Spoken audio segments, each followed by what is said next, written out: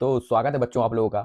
आज की क्लास में हम लोग जानेंगे कि विज्ञान किसे कहते हैं। तो देखिए विज्ञान हमारे आसपास जो भी चीजें हो रही हैं वह क्यों हो रही हैं, इन्हीं सवालों के जवाब को पता करना, उनके बारे में प्रयोग करने को ही हम विज्ञान कहते हैं। चलिए देखते हैं विज्ञान क्या है। देखिए विज्ञान वह तरीका है जिससे हम दुनिया की चीजों को समझते हैं और उनके बारे में सही कारण पता करते हैं।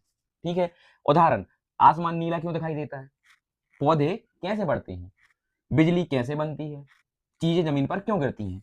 इन सवालों के जवाब की जांच करना, प्रयोग और सोच समझ कर ढूंढने को ही हम विज्ञान कहते हैं। जो ये सवाल है जैसे कि आसमान नीला क्यों है, पेड़ कैसे बढ़ते हैं, बिजली कैसे बनती है और ऊपर से चीजें नीचे ही क्यों गिरती हैं, इन सभी सवालों के जवाबों का पता करना, उनके बारे में प्रयोग करना और सोच समझ कर बताना या ढूंढ कर बताना कि ऐसा क्यों होता है, इसी ज्ञान को हम विज्ञान कहते हैं। तो विज्ञान की परिभाषा ये है, प्रयोग और तर्क से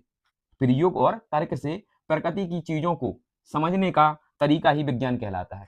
तो देखिए विज्ञान की परिभाषा बहुत ही सरल है, प्रयोग और तर्क से प्रकृति की चीजों को समझने का तरीका ही विज्ञान कहलाता है। इसे आप किसी भी पेपर में लिख सकते हैं। ये बहुत ही आसान विज्ञान की परिभाषा है और ये हमेशा हर जगह सही होती है।